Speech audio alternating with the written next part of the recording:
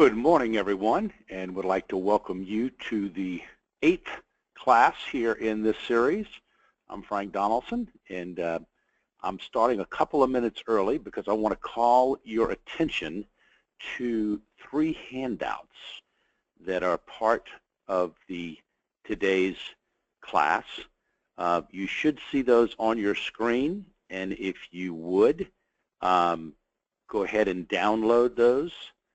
One is called Annual Fund Org. Another is called BH 2016 Annual Fund Brochure. And another one is called Checking on the Annual Fund at the End of 2016.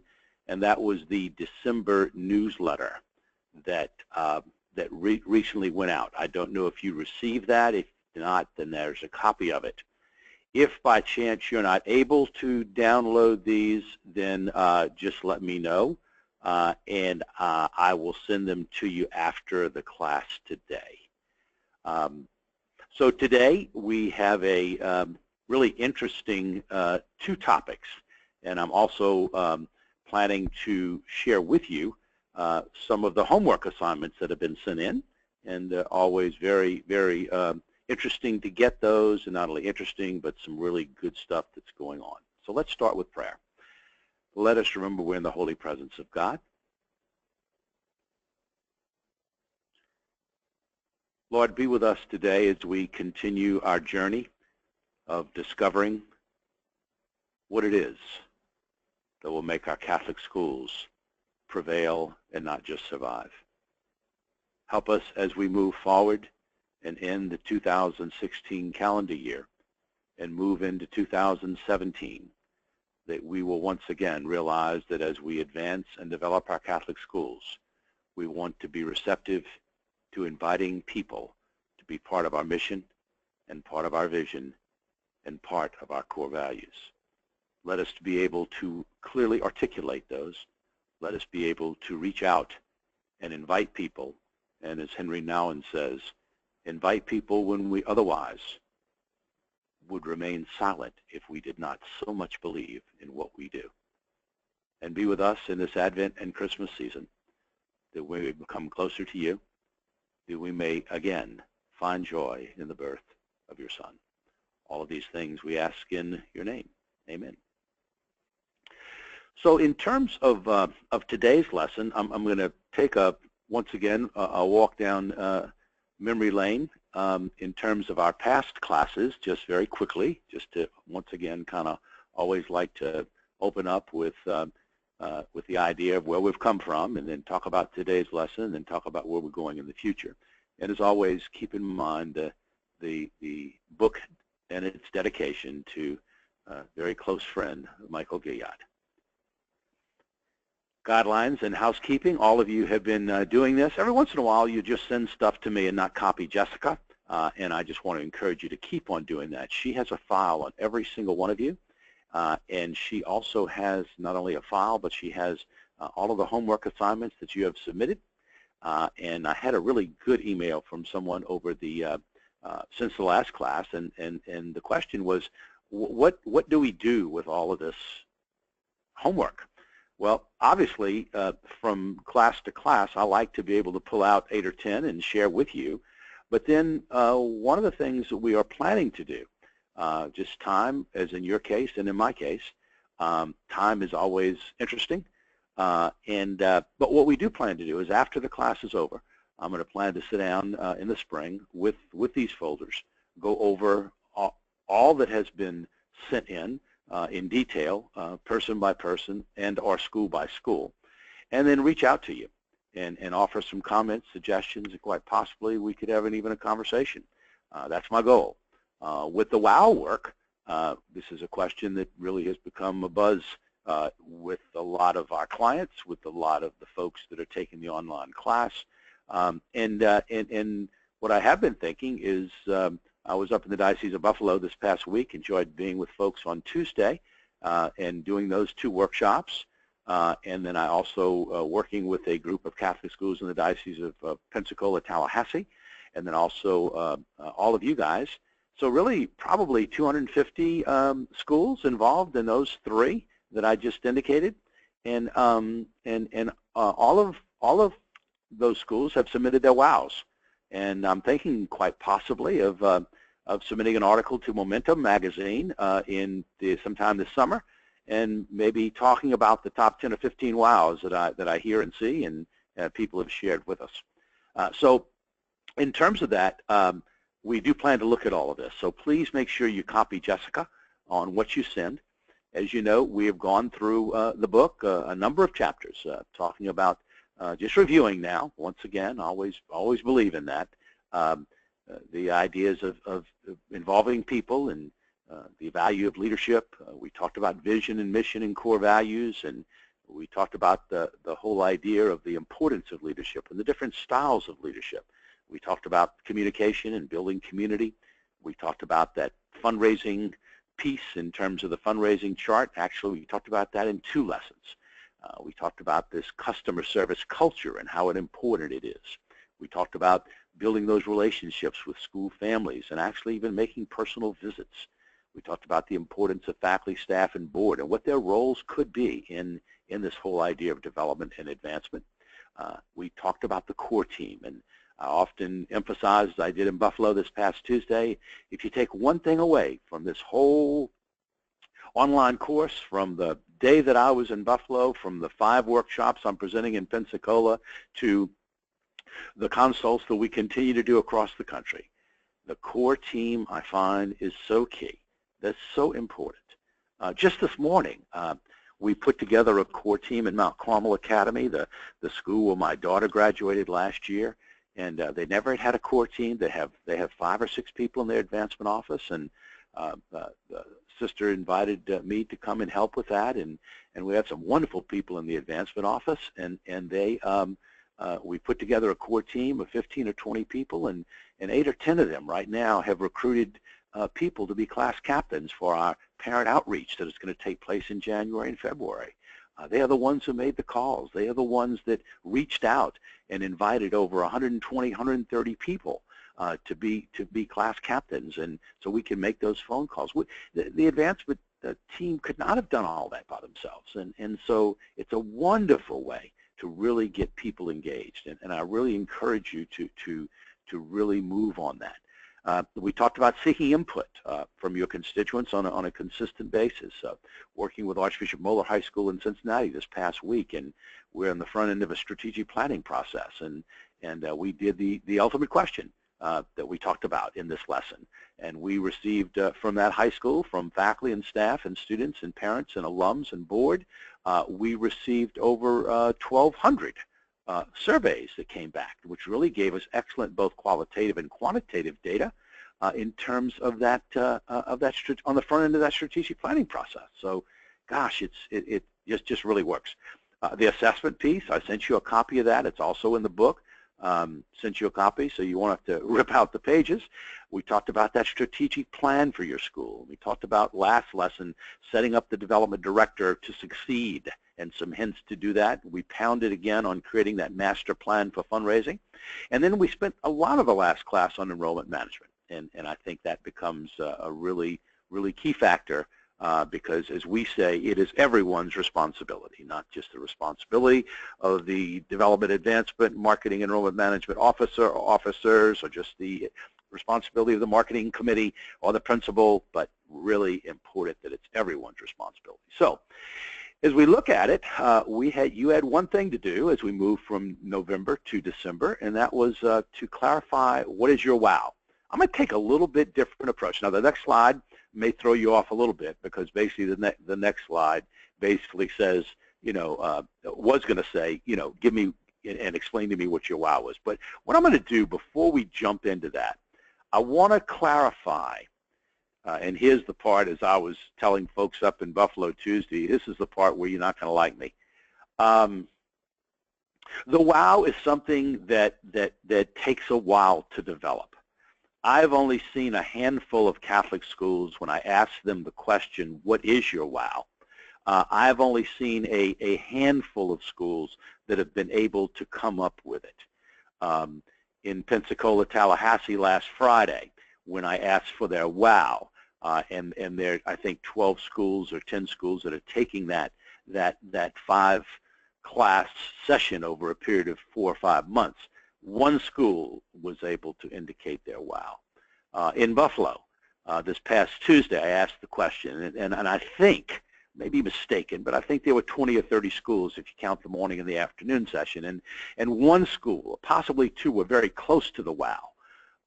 With the online class and what you've sent in, a couple of schools are close to it.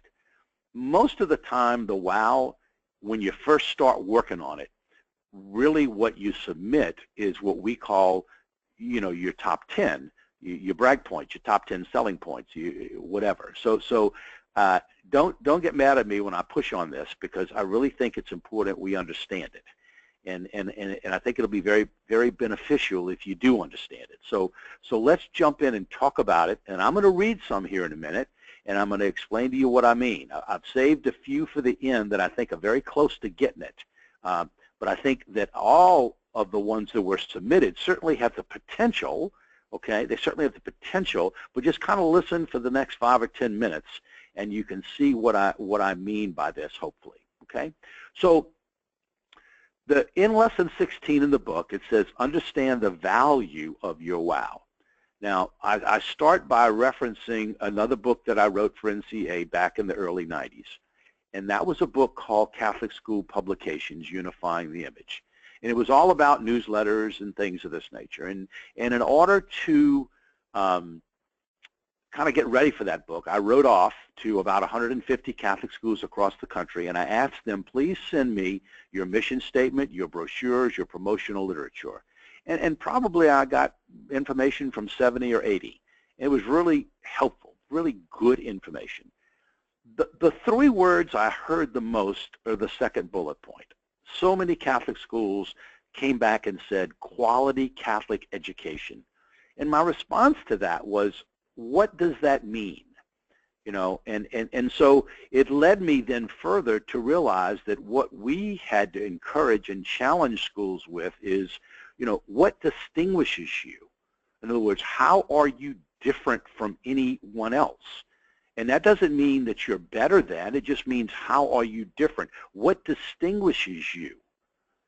And that is your wow. What distinguishes you? Now, the common answers that I hear, and I got some of these from you guys as well as every time I ask the wow question, are our academics, are just outstanding students. We have a family-like atmosphere. We have great technology. We have a dedicated faculty and staff, our Catholic identity, our community outreach, our new facilities. I mean, many times these are stated as wows, and my response is these are top 10 probably.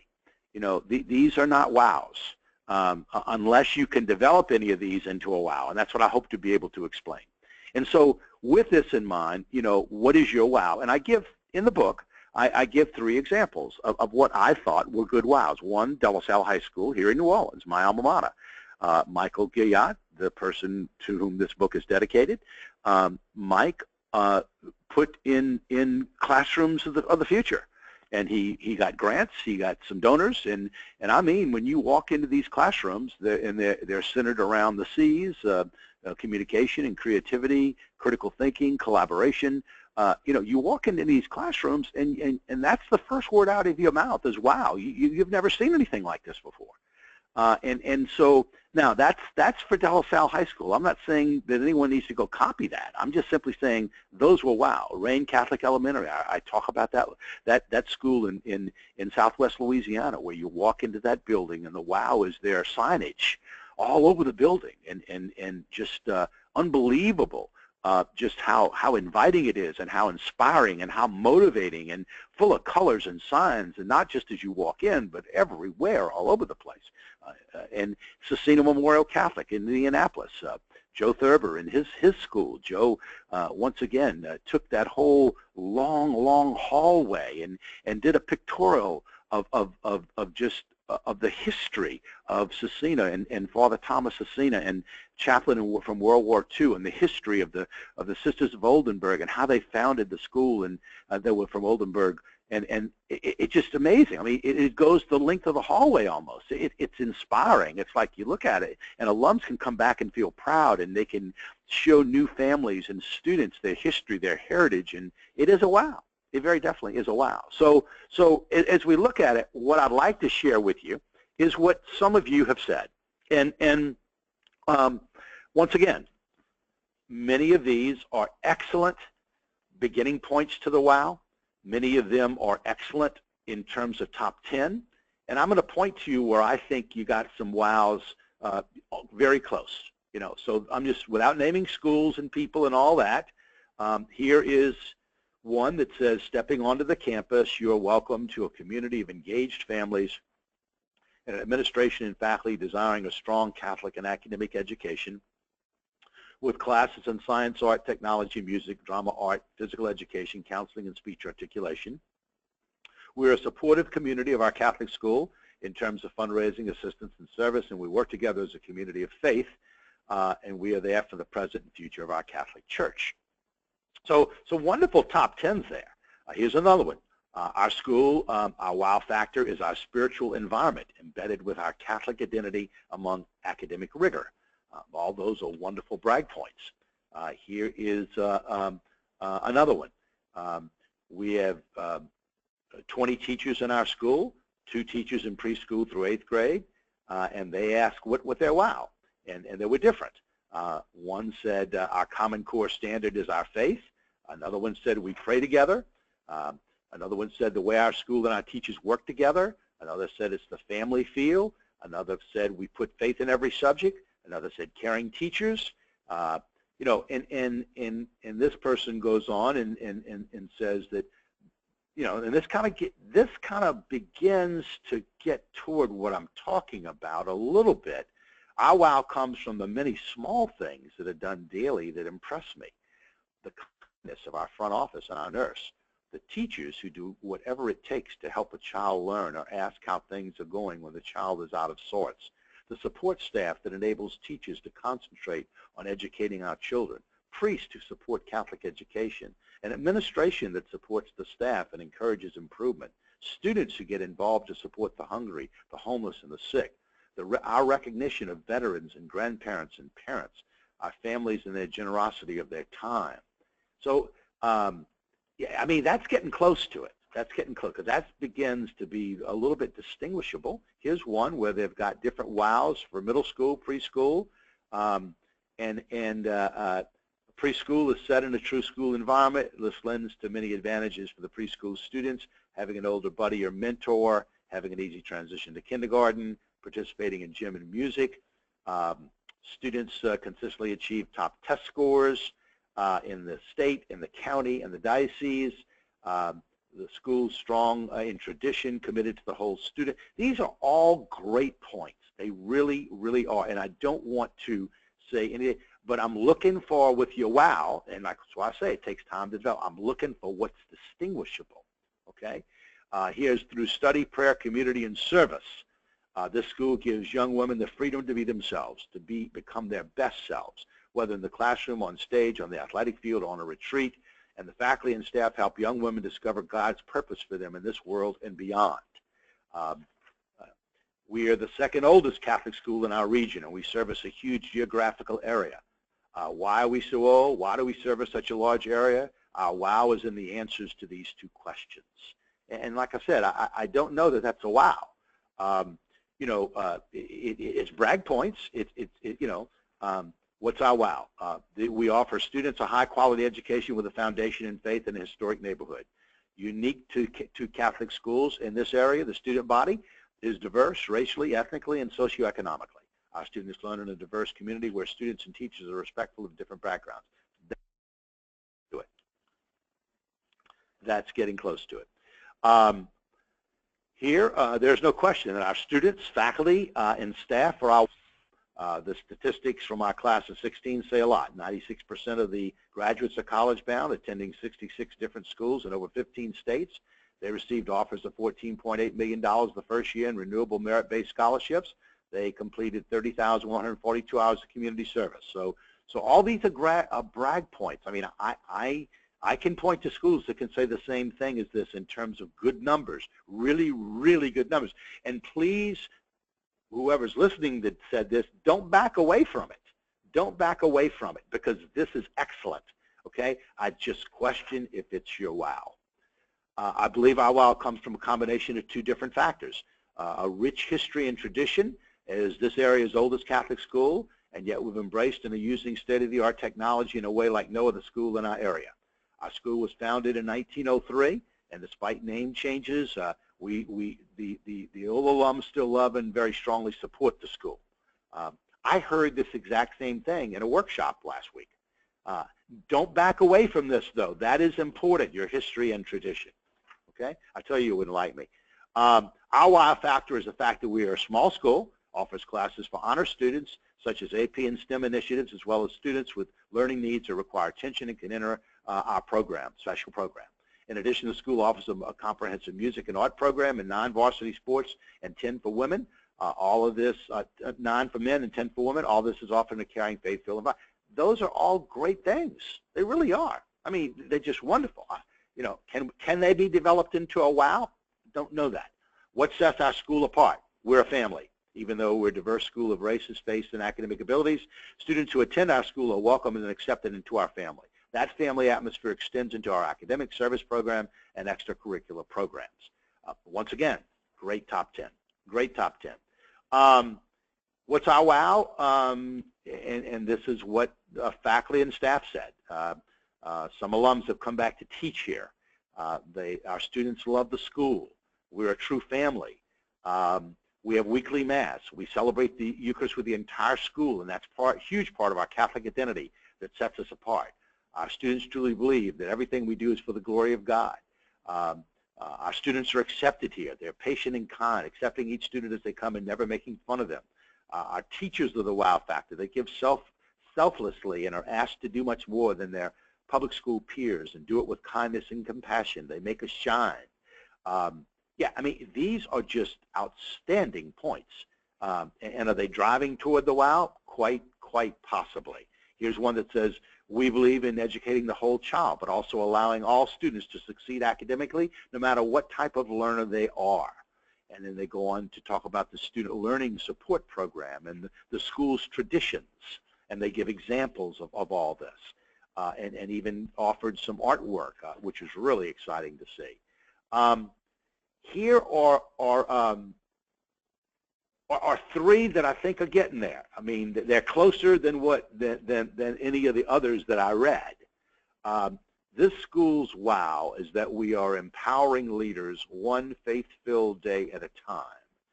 We are able to do this because we have incorporated the Leader in Me program, which is based on the 7 Habits of Highly Effective People by Stephen Covey.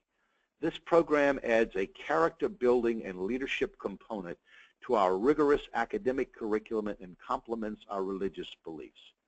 Students and people in general are not taught leadership skills. In addition, many people haven't got a clue what good character is and why it is important. This program, however, is based on you being responsible for you, your choices, your actions. It is a culture that is practiced every day. It is integrated into teacher lesson plans.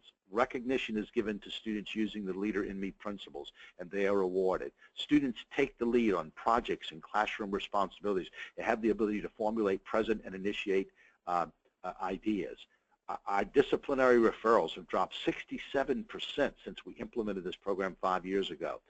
Students, teachers, faculty, and staff talk about win-win, synergizing, putting first things first, sharpening the saw, which are 4 of the 7 habits in their everyday conversations. The Leader in Me program is how we are empowering leaders one faith-filled day at a time. Now, that's getting close. That's unique. You know, now please don't get defensive on this, on me. I'm just saying this is something that is, now, all the top 10 are important, but this could be a wow. And the wow doesn't mean it stays there forever. You can change your wow every year. All right, here's one here. Our school culture promotes engaged, now this is very similar to what I just read.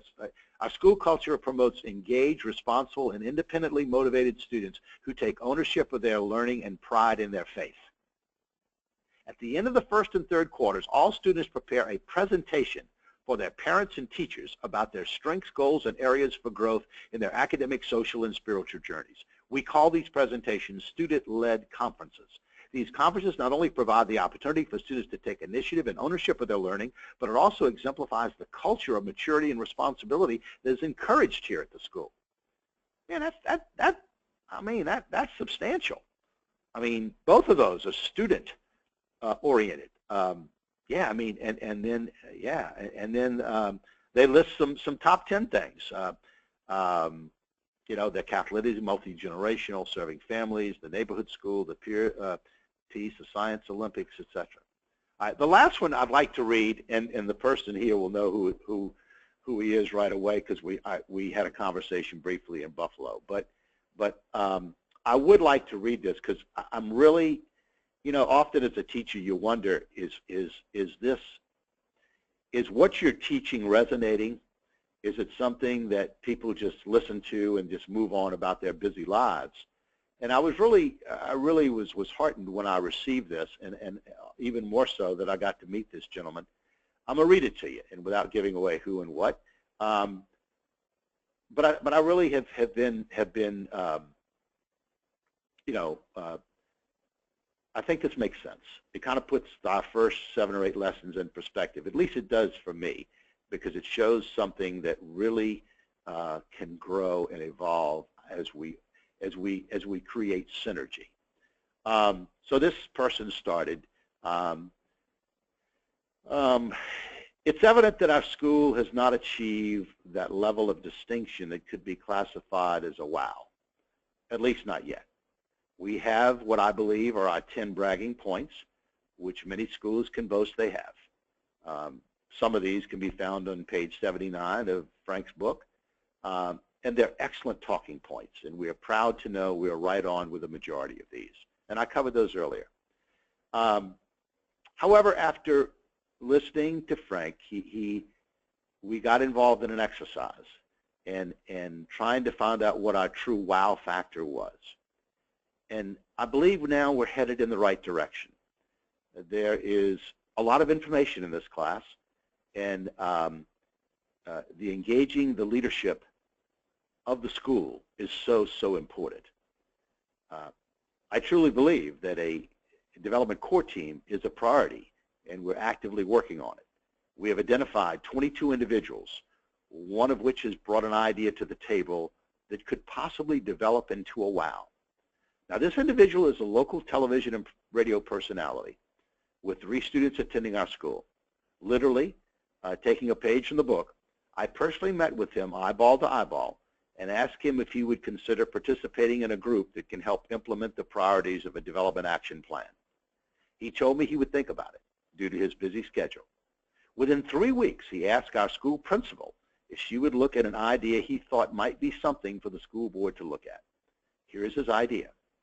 Since this year is the 50th anniversary of our elementary school, why not do something the school has never done before, and that is to introduce an alumni hall.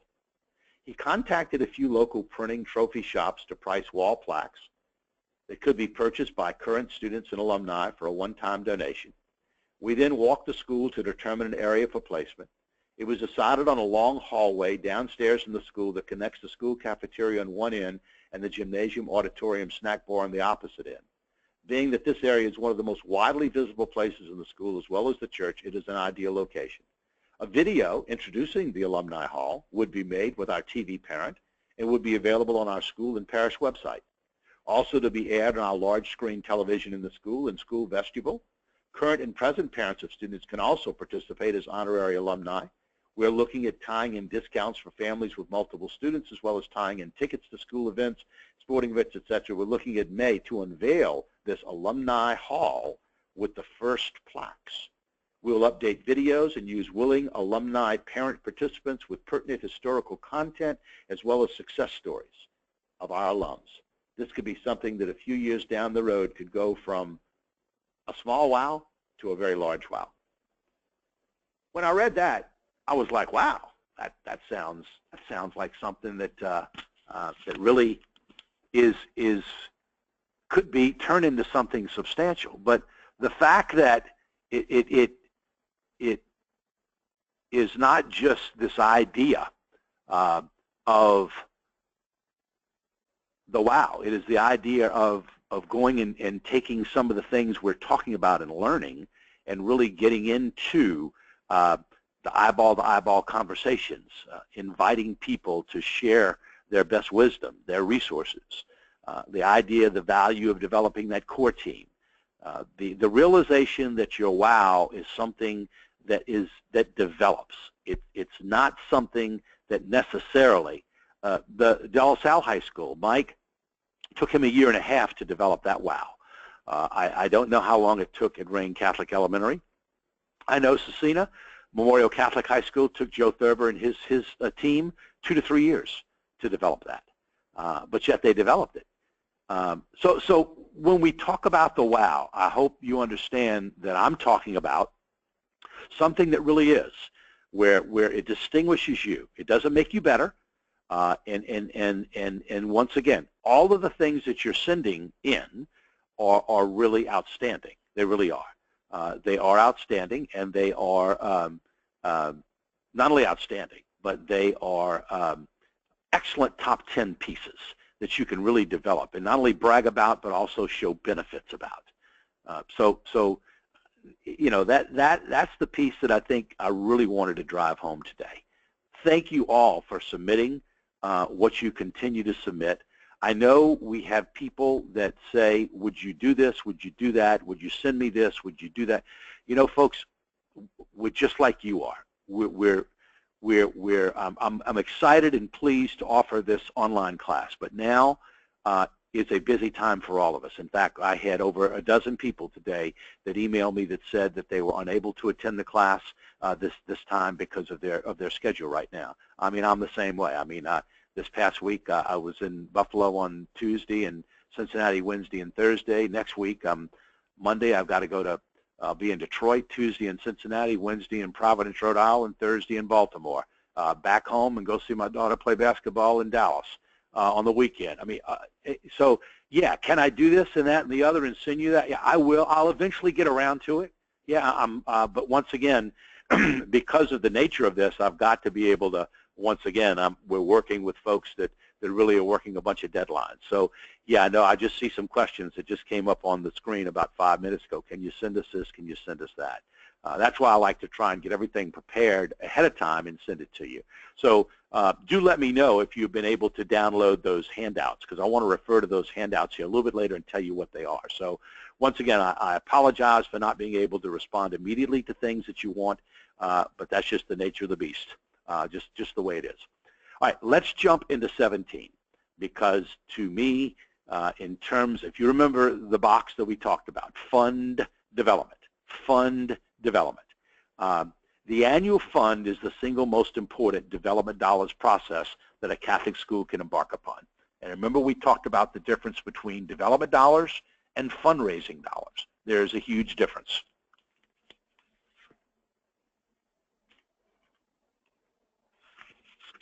The difference is that with fundraising dollars, we're talking about buy and sell. With development dollars, we're talking about inviting people to invest. And so with an annual fund, it is usually many times when a Catholic schools do an annual fund, it's the first time we're inviting parents and alums and past parents and grandparents and businesses and board members and all to do something more than just buy a Christmas tree or attend the auction or buy a raffle ticket or buy a box of candy bars. We really are inviting them to invest. And so when we've got our wow together, when we've got our top 10 selling points together, when we have a vision to articulate, when we really are plugged into what we want to invite people to do in terms of funding, you know, so the requisites for success are, it needs to be part of the development system of processes, specific stated purposes of why you're doing an annual fund. It should enhance the school's programs. It should be assigned for a time period where different areas of the annual fund kick off at different times. And there should be strong case points, as we call it, of where the money's going. People want to know, where is it going? And so we, a number of years ago, we presented at NCA what we call the Comprehensive Annual Fund. And with the Comprehensive Annual Fund, we showed people If you look at a full-blown, we call it the world-class annual fund, if you looked at it, it basically is set up with this organizational structure that you have annual fund chairs, and that usually is one couple, and then you have an associate chair couple who would become your chairs the next year. Then you have a major gift division, which are gifts that are invited, where you're inviting people to consider gifts of $1,000 or more each year. There's the leadership gift division, and that would be board members, that would be faculty and staff. There is the parent gift division. If applicable, there's the parishioner gift division. If you want to go down the road of a student gift division where they would do like a bike-a-thon, a walk-a-thon, a wash-a-thon, or something like that, and give their money to the annual fund, you could. Some schools do that. There's the alumni division, there's the friends, which as you can see is past parents and grandparents, and there is the business community division. In a full-blown annual fund with chairs of each of these divisions, with teams under the major division, under the parent division, and the alumni division, you know, this is a full-blown. This concept chart that you see in front of you, you know, this is something that usually takes several years to develop if you're not there yet.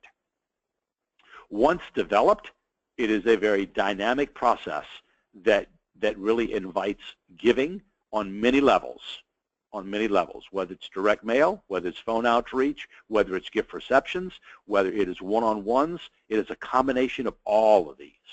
And so keep that in mind as we move this forward of where you are with the annual fund. Most Catholic schools, when I ask them how they're doing their annual fund, is they have a pledge card, they have a brochure of some kind or a letter, they send it out to everybody in their database, and with a return envelope, and that's their annual fund.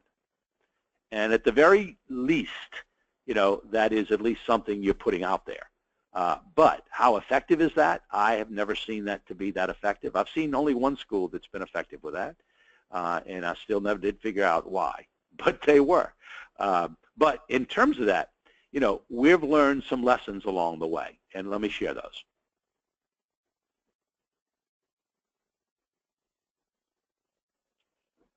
Get a little sip of water here. First of all, invite 3 gifts.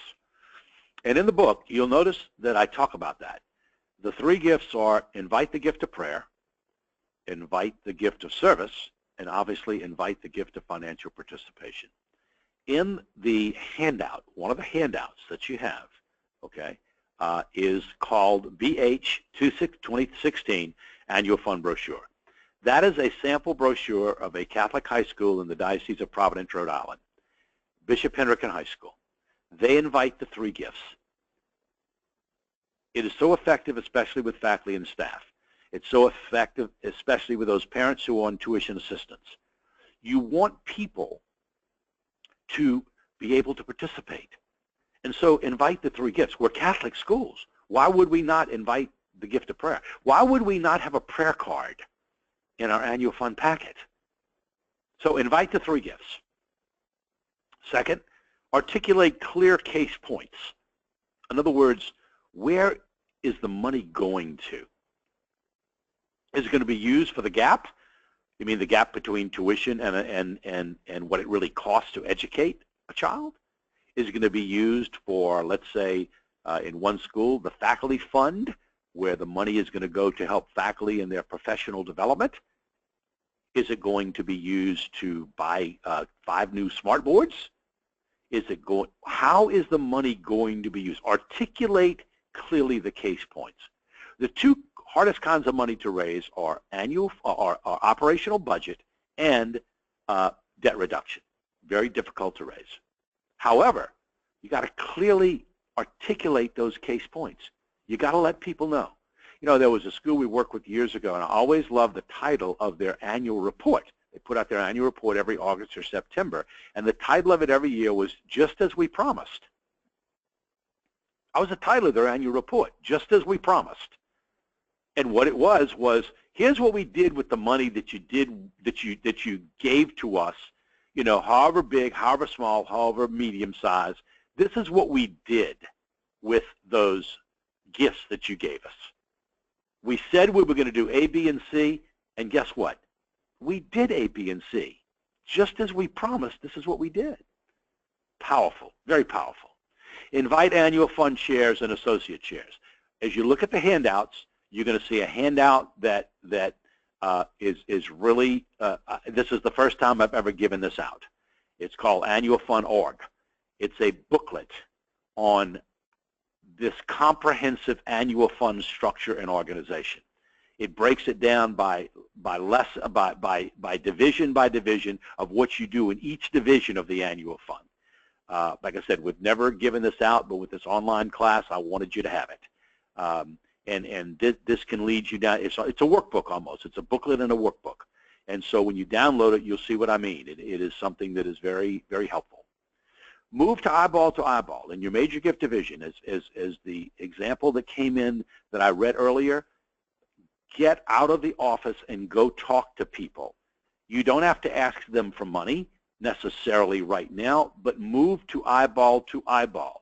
You know, if you are in an annual fund, if it is clear what you're trying to do, okay, let us propose a sample conversation. We'll talk about this later on in a lesson, but let us say that you would like to invite a $1,000 gift from a donor.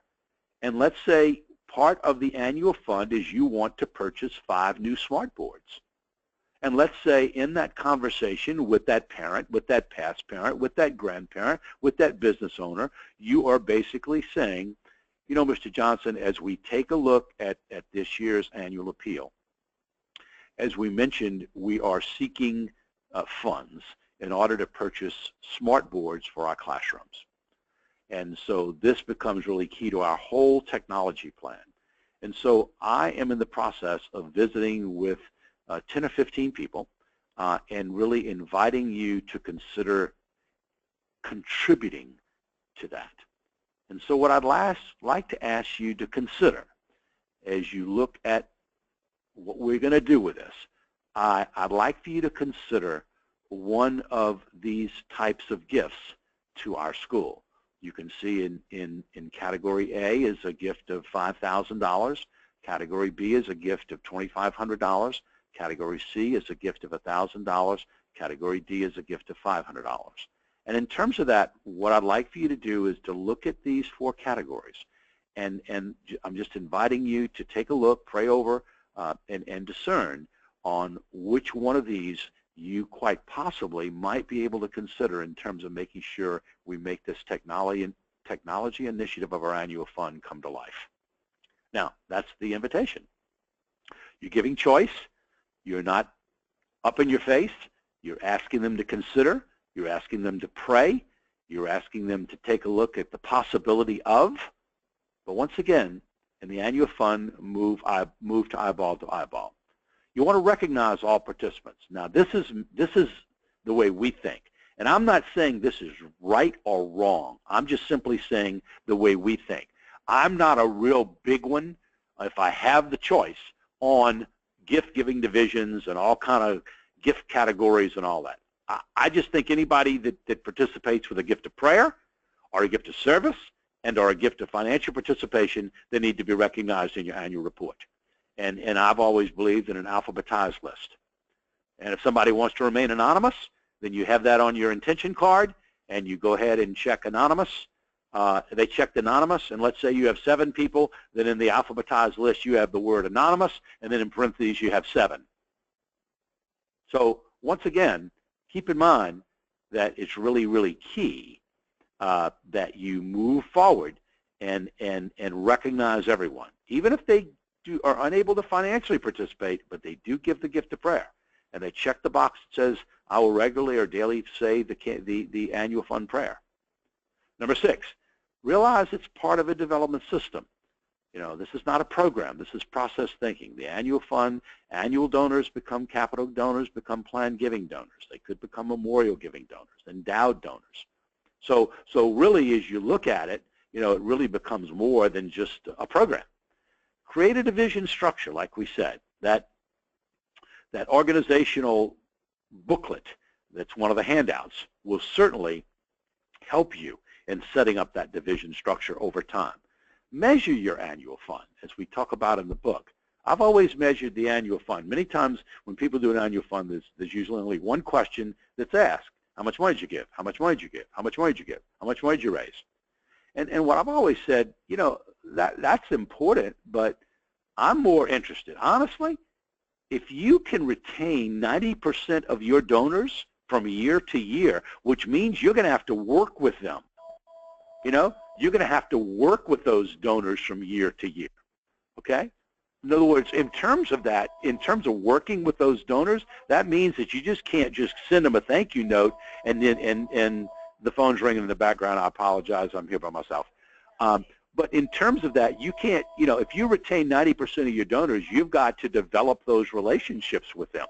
You've got to be in touch with them 7 times during the course of the year for them to be able to make this happen, And so as you look at that, if you can retain 90% of your donors and you can increase your donor base by 15%, if you extrapolate that out over a 10-year, your annual fund will quadruple in terms of the amount of people and dollars you'll be able to generate. It's amazing, because I know schools that have done that. That's been their emphasis. Let's retain 90% of our donors. That becomes the goal. Next, number 9, implement the major gift division. Implement the major gift division. Implement it. That's key. Even if you only got 5 potential major donors. Major donors in an annual fund are people, now notice my language, who could possibly consider a gift of $1,000 each year. That's less than $100 a month for 12 months. So implement that division. I always tell the story of Bishop Carroll High School in the Diocese of Wichita. We started working with them, this was years ago, and their annual fund was always a direct mail. And in the first year, when we started working with them, I was, what do you do with an annual fund? Well, we send out a direct mail, and basically this past year we raised $17,000. I said, okay. So what do we want to do differently for next year? I said, well, we want to implement a major gift division. So we implemented a major gift division, and the next year, and the reason why I remember it, because as you'll see in a minute, the number is so easy to remember. The next year they did $117,000. All because of number 9, major gift division. Major gift division. Did major gift reception, did one-on-ones. Once again, plan, do, study, adjust. As you evolve with this annual fund organizational booklet, as you evolve over the next 1, 2, 3, 4, 5 years with your annual fund, as you evolve, work the PDSA cycle. Plan what you're going to do in 17, 18. Do it, study how you did, make adjustments, then move to 18, 19. Do the same thing at 18, 19, move to 19, 20. Okay? Plan, do, study, adjust. And that is, you look at the other handout, checking on the annual fund at the end of 2016. That's the newsletter we just came out with this week. That also is very similar to this, but it has some other ideas in it. And once again, do the work, work your plan. So the resources that you have here, handouts, or the sample annual fund brochure from Bishop Hendrick High School, the December 2016 newsletter, and the annual fund organizational booklet. Like I said, the annual fund is so important that as you look at it, you certainly do not want to shy away from putting it in place. And many times when you put it in place, you're going to start with different ways of going at it. And sometimes you go at it from the standpoint of it just being a direct mail piece. And sometimes you go at it from, the idea of having a phone-a-thon. And if you look at the book, if you look at the book on that particular lesson, let's say page 81, 82, and 82, you'll notice how I break out in inviting the 3 gifts. You'll see the language that you can put on your intention card. The gift of prayer, and there's some examples. Don't just say gift of prayer and check that, because anybody can check that. Indicate, daily pray the annual fund prayer. Participate in Adoration Chapel. Offer daily prayer for the realization of our vision. Daily pray the rosary. Attend 1 extra Mass a month. I mean, list things that people can sink their teeth into, and then other where they could put down what they would do. And the gift of involvement. Notice some of the examples down there. The service piece. The financial participation and how they're going to make that happen. How they're going to do that. I think that becomes a really, really important thing.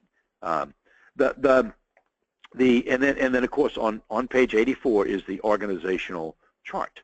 And if you look on page 84, I just driving home that point again. The realization that did you retain 90%? Did you increase participation next by 15%? How many people gave the 3 gifts? You know why participants who turned in their intention cards last year did not turn one in this year? Why did they not? And so the obvious answer, well, they graduated. Well, guess what? Past parents participate in annual fund. No, that's one of the keys. Okay? In the organizational booklet and in the other handouts that we're giving, I refer to, and one of the last things I just wanted to cover, I refer to what I call the annual fund packet. Now what I mean by that is if you've got a really good organized annual fund, to me, it has the following things, okay? It has the following things. It has, number one, a really good letter from the honcho, whether the honcho is the pastor and principal or the president, but it has a really good letter. And if you can personalize that letter, where it's not just dear alums or dear parent, but actually personalized, so much the better, okay? So much the better, okay? Number two, it has a brochure, and that's why I sent you the one from Bishop Hendricken. It could be something simpler than that, but what I like about Bishop Hendricken is they do invite the 3 gifts. It has a brochure. Number three, it has an intention card. I don't like the word pledge card. I like intention card because I like to know what the intention is, okay? Number four, it has a prayer card, a little prayer card, okay, that invites people to say a prayer. It could be maybe you have a patron saint. Maybe you have a prayer card that you use in your school. Maybe you include that in there. Maybe it's a special prayer that you create for the annual fund. And then number five, it has a return envelope, okay? So the annual fund packet is a letter, a brochure, an intention card, a prayer card, and a return envelope. Now, when you send that out, okay, and you hand that to people, and you do no follow-up, then you're really not going to get the results that you need. The follow-up, okay, is phone outreach or eyeball to eyeball. And with eyeball to eyeball, that's when I would deliver the packet. Whether it was a one-on-one, whether it was a reception, I would deliver the packet. So the annual, if you're doing an annual fund, I'm hoping that what we're talking about will help you improve. If you're doing an annual fund and not doing major gift work, not doing receptions, not doing one-on-ones, not doing those types of things, then I encourage you to move in that direction. If you're just starting the annual fund, I encourage you to look at that organizational booklet and move over the next 1, 2, 3, 4, 5 years to a division structure with chairs, with goals, okay, and measure your annual fund not just by the money that you raise, but do you retain 90% and do you increase donors by 15% in terms of number of people? Because the annual fund, the good news, I always tell parents, they say, well, you're asking me to support the annual fund? And this is a really key point. And when I've made this point to parents, they're like, I never thought about that. I will say to them, I'll say, Mr. and Ms. Johnson, yes, parents are invited to participate in the annual fund. Granted, you're also invited to support fundraisers. You're also invited to pay tuition. However, if the financial piece is something you're able to consider, that's great. If not, then once again, we invite you to share your gift of service, but especially we invite you to share your gift of prayer. But here's one thing about the annual fund, Mr. and Ms. Johnson, I'd like for you to understand. The annual fund is not just an outreach for parents. We're also reaching out to alums. We're reaching out to businesses. We're reaching out to past parents. We're reaching out to some grandparents who want to support the school. We're reaching out to friends of the school. We're reaching out to our board. We're reaching out to our faculty and staff. We're reaching out to everyone. And guess who are the beneficiaries of this annual fund? your sons and your daughters. So it's not just you, the parents, who have been invited to support this annual fund. It is everyone. It is everyone. And if you financially find it difficult with all that you're doing financially, support us right now. If you find that difficult to do right now, we understand. Please participate with the gift of prayer, and quite possibly please participate with the gift of your service. Now, what parent would not be able to understand that? The ones that I've spoken with through the years are like, wow, I never thought of it that way. So try to get them to think that way. try to have them realize. Now, you also will have parents that are quite capable of financially, they have financial gifts that they would want to share. As long as there are no strings attached, they will want to share those gifts. Okay? So the two pieces today, the wow is challenging for you. I recognize that. I get that. I'll probably get some feedback from that. But once again, what you have submitted to me on your wow, most of them are not wows yet. They're heading in that direction. But all of them are top 10. All of them I can see as being top 10. All of them are really great brag points as long as you can show the benefits. And with the annual fund, once again, please recognize this is philanthropic giving. You've got to have a clear vision. You've got to know where the money's going to go. And you've got to set up an organizational structure to make it happen. And if you can move toward what's outlined in the annual fund organizational booklet, I think you'll do great.